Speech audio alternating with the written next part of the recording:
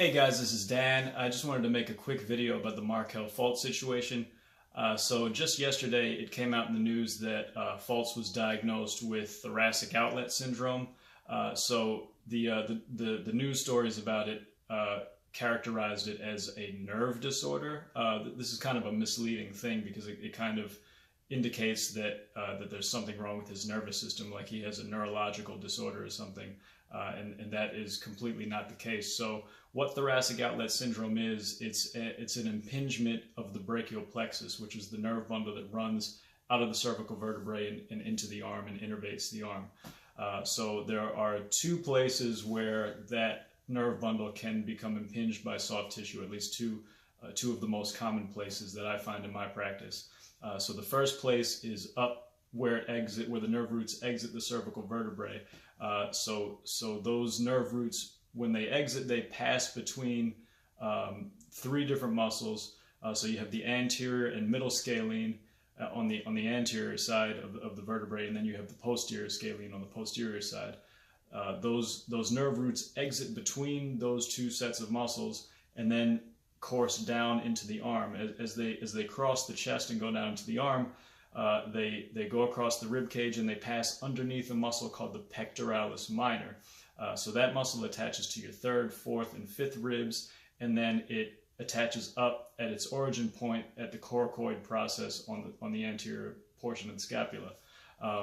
So this is a muscle that when it shortens, it protracts the shoulder. It brings that whole shoulder complex forward.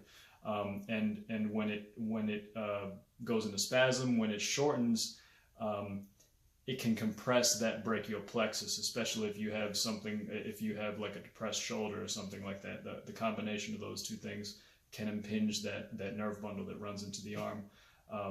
And the scalenes up here, when they're tight, they can impinge the nerve roots where they exit. So those are the two primary points where we find thoracic outlet is caused the most. In Markelle's case, we're not really sure which one of those two it is. We're not really sure what the exact cause of it is.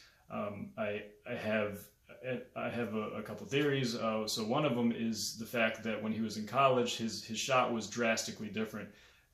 If you look at the video, you can see that he had a late release up until right before he got into the NBA. He had kind of a late release. So he was releasing the shot not at the peak of his jump, but kind of when he was on the way down, and that indicates that he was using a lot of propulsion from the actual muscles of his shoulder rather than driving that power from his hips.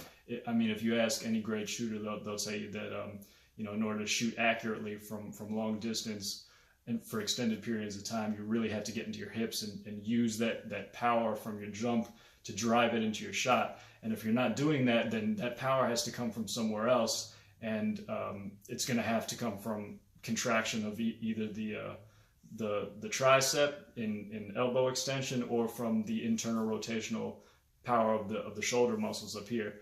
If he was using a lot of shoulder power to drive that shot, it's possible that that might be what caused the pec minor to go into spasm, and that might be what's compressing the brachial plexus.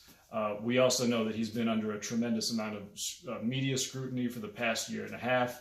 He was drafted #1. He hasn't lived up to expectations. He's been dealing with these injuries and altering his shot and not finding his rhythm and everything. So that's a tremendous amount of stress.